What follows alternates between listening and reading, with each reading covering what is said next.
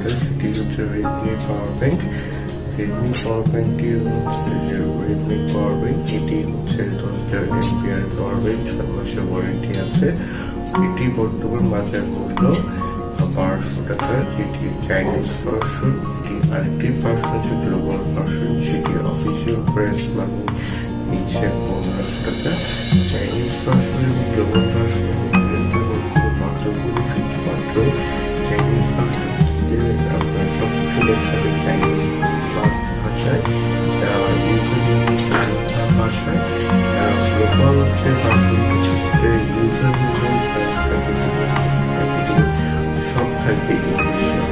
অনেকে মনে করতে পারেন যে গ্লোবাল ভার্সনটি ভালো, চাইনিজ ভার্সনটি খারাপ। আসলে এসব কিছুই মূলত না।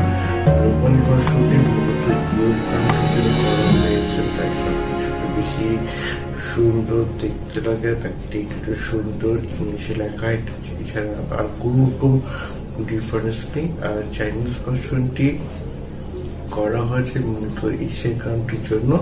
দুটোরই build quality same, capacity same, সবকিছুই সেম। যদি আপনি অথেন্টিক এবং জেনুইন রেডমি পাওয়ার ব্যাংকটি কিনেন থাকেন, তাহলে আপনি কোনো ধরনের ডিসকাউন্ট দিতে পারবেন না।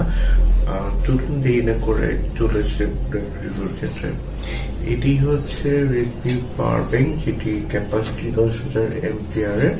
এটি বিল্ড কোয়ালিটি হচ্ছে হাই কোয়ালিটি প্লাস্টিক, মোটামুটি হেভি পাওয়ার ব্যাংক তুলনায় 10,000 mAh একটু হেভিটা হতেই পারে।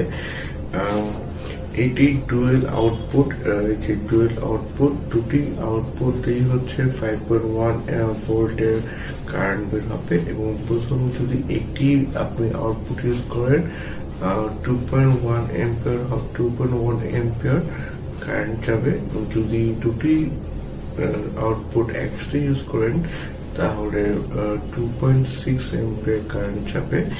এটি ইনপুট দুটি ভাবে আছে। একটি হচ্ছে টাইপ সি চার্জার, অন্যটি হচ্ছে নর্মাল চার্জারে। টাইপ সি চার্জার গুলো বলা হচ্ছে যেটা চিকন, যেটা একদম চ্যাপ্টা পিন এবং ছোট পিনের, নর্মালি আইফোন ইউজ করা হয়। আর নর্মাল ভার্সনটা হচ্ছে আপনার জেনারেল ফোনের জন্য। সো এই পাওয়ার ব্যাংকটিতে আপনি আইফোন বা নর্মাল যে কোনো ফোন চার্জ করতে পারবেন।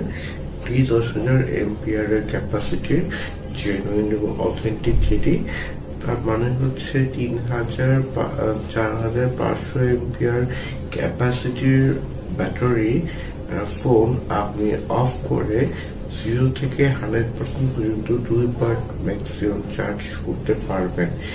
সিস্টেম লস বাদে, সিস্টেম লস বলতে বোঝাচ্ছি যে আপনি ফোন ইউজ করছেন এবং সেক্ষেত্রে আপনি ফোনটি চার্জে দিচ্ছেন। এভাবে করলে অনেক সময় ফুল চার্জ না হতে পারে, বা একবার ফুল চার্জ হয়, সেকেন্ড টাইম ফুল চার্জ হয় না। তাই এই পাওয়ার ব্যাংকটি পরিপূর্ণভাবে ফুল ইফেক্টিভ ইউজ করতে গেলে আপনি অবশ্যই আপনার ফোনটি অফ করবেন। অফ করে তারপর 0% থেকে 100% পর্যন্ত ফুল চার্জ দিবেন, এটি ভালো কাজ করবে। এবং এটির সাথে দেওয়া আছে একটি ডিফল্ট আপনার কেবল, যেটি ছোট। তো আমি সাজেস্ট করবো যে ওই কেবলটি ইউজ না করে আপনি রেডমি একটি ফাস্ট চার্জিং কেবল ইউজ করবেন, যেটি রেডমি ফাস্ট চার্জিং কেবল। এই কেবলটি ইউজ করলে আপনি নর্মাল চার্জিং এর থেকে এই রেডমি পাওয়ার ব্যাংকটিতে 10 থেকে 20% দ্রুত চার্জ করতে পারবেন আপনার ফোনটি অফ রেখে। সেক্ষেত্রে বলে দিচ্ছি, বাজারে অনেক ধরনের ফাস্ট চার্জিং কেবল পাওয়া যাবে, কিন্তু আপনি অফিসিয়ালি রেডমি ফাস্ট চার্জিং কেবলটি ইউজ করলে এই রেডমি অথেন্টিক পাওয়ার ব্যাংকের সাথে আপনার ফোনটি ভালো থাকবে, আপনার পাওয়ার ব্যাংকটি ভালো থাকবে, আপনার ফোন অনেক ফাস্ট চার্জ হবে। যদিও আপনার ফোনে ফাস্ট চার্জিং সিস্টেম না থাকে। এটা আমি অনেক ফোনে টেস্ট করে দেখেছি, এটা কার্যকরী। এটি হচ্ছে অ্যাপলের ছোট একটি টিপস। এখন আসুন এই পাওয়ার ব্যাংকটি আপনি কোথায় কোথায় ইউজ করতে পারবেন। এই পাওয়ার ব্যাংকটি ডুয়েল আউটপুট আছে, অর্থাৎ আপনি একই সাথে দুটি ফোন চার্জ করতে পারবেন। সেক্ষেত্রে আপনাকে দুটি কেবল ইউজ করতে হবে। আপনি একটি কেবল দিয়ে একটি ফোন চার্জ করতে পারেন এবং ম্যাক্সিমাম এফিসিয়েন্সি পাওয়ার জন্য আপনি ফোনটি অবশ্যই অফ করে তারপর চার্জ দিবেন, তাহলে আপনার ফোনের ব্যাটারি ভালো থাকবে।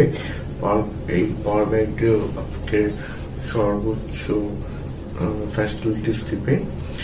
আপনি কোথায় এটি ইউজ করবেন না, এই পাওয়ার ব্যাংকটি আপনি এমন কোন প্রোডাক্টে ইউজ করবেন না যে প্রোডাক্টটি ইনপুট ক্যাপাসিটি 5.5 ভোল্টের বেশি, তাহলে এই পাওয়ার ব্যাংকটি সে লোড নিতে পারবে না এবং পাওয়ার ব্যাংকটি খুব ক্ষতিগ্রস্ত হবে। সো আশা করি বুঝতে পেরেছেন ব্যাপারটি। যদি বুঝতে না পেরেছেন তাহলে অফকোর্স গুগলের সাহায্য নিয়ে টেস্ট করে দেখবেন যে আপনার প্রোডাক্টটি যেটি আপনি এই পাওয়ার ব্যাংকে চার্জ দিতে চান সেটি ইনপুট ক্যাপাসিটি 5 ভোল্টের বেশি কিনা। আপনার ফোন ছাড়া এই পাওয়ার ব্যাংকটি আর কি এই পাওয়ার ব্যাংক দিয়ে আর কি ইউজ করতে পারবেন। এক্ষেত্রে গুগল ফোন ছাড়া আপনি এই পাওয়ার ব্যাংকটি দিয়ে আপনার আইপ্যাড, আইপড অথবা ইউজ করতে পারবেন, অথবা আপনি যদি চান যে আপনি এটি ইউএসবি লাইট বা ইউএসবি ফ্যান ইউজ করবেন, এটি আপনি সুন্দরভাবে ইউএসবি লাইট বা ইউএসবি ফ্যান ইউজ করতে পারবেন। এখন আসুন কি ইউজ করবেন না, কি ইউজ করবেন না, এটাই ফার্স্টই বলে নিয়েছি। এক্ষেত্রে আমি বলছি কখনো একই সাথে এই পাওয়ার ব্যাংক চার্জ দেওয়া এবং পাওয়ার ব্যাংক থেকে আপনার ফোনে চার্জ দেওয়া এটি কখনো করবেন না। এতে করে আপনার পাওয়ার ব্যাংকটি ক্ষতিগ্রস্ত হবে, আপনার ফোনটি ক্ষতিগ্রস্ত হবে। পাওয়ার ব্যাংকটি 0 থেকে 100% চার্জ হতে টাইম নেবে 5 থেকে 6 ঘন্টা। এটি অনেক লম্বা সময়, কারণ এটি ক্যাপাসিটি অনেক বেশি এবং চার্জ দেওয়ার ক্ষেত্রে আপনি অবশ্যই Xiaomi অথেন্টিক কেবল ইউজ করবেন। এটি আপনি কিনতে না পারেন তাহলে এই পাওয়ার ব্যাংকের সাথে যে ডিফল্ট কেবলটি দেওয়া আছে, যদি শর্ট, সেই কেবলটি ইউজ করলে খুব ভালোভাবে চার্জ দিতে পারবেন। এই পাওয়ার ব্যাংকটি চার্জ দেওয়ার সময় আপনার ফোন গরম হবে না, পাওয়ার ব্যাংকটি গরম হবে না। যদি কোনো কারণে পাওয়ার চার্জ দেওয়ার সময় পাওয়ার ব্যাংকটি গরম হয়ে যায় তাহলে বুঝতে পারবেন আপনি যে চার্জার দিয়ে এই পাওয়ার ব্যাংকটি চার্জ দিচ্ছেন সে চার্জারটি এই পাওয়ার ব্যাংকটির সাথে কম্প্যাটেবল না। সেক্ষেত্রে আপনি চার্জারটি চেঞ্জ করে ফেলবেন পাওয়ার ব্যাংকটি সেফ রাখার জন্য। পাওয়ার ব্যাংকটি 6 মাসের ওয়ারেন্টি আছে, কিন্তু ওয়ারেন্টি অ্যাপ্লিকেবল না যদি কোনো কারণে পানিতে পিছিয়ে নষ্ট হয় বা আপনার কোনো কারণে আপনি ইচ্ছাকৃতভাবে ড্যামেজ করেন। Thank you. আশা করি Xiaomi Redmi পাওয়ার ব্যাংক সম্পর্কে আমার রিভিউটি আপনার ভালো লেগেছে। কমেন্ট করে জানান আপনি আর আমার কোন ক্ষেত্রে আপনি আরো ইনকোয়ারি করতে চান। আমি আশা করি আপনার কমেন্ট আমি রিপ্লাই করব এবং আপনার যে কোশ্চেন গুলো আছে পাওয়ার ব্যাংক সম্পর্কে সেই কোশ্চেনের অ্যান্সার আমি দেওয়ার চেষ্টা করব। ভিডিওটি যদি আপনার ভালো লেগে থাকে আপনি প্লিজ সাবস্ক্রাইব করে একটি লাইক দিয়ে আমার চ্যানেলটিকে বড় হওয়ার জন্য সাহায্য করবেন, শেয়ার করবেন এবং আপনার ফ্রেন্ড এবং ফ্যামিলিকে বলবেন আমার চ্যানেলটি সাবস্ক্রাইব করতে। ফিউচারে আরো সুন্দর সুন্দর ভিডিও পাওয়ার জন্য আমার চ্যানেল সম্পর্কে যদি আপনাদের কোনো ধরনের সাজেশন থেকে থাকে কমেন্ট বক্সে উল্লেখ করুন।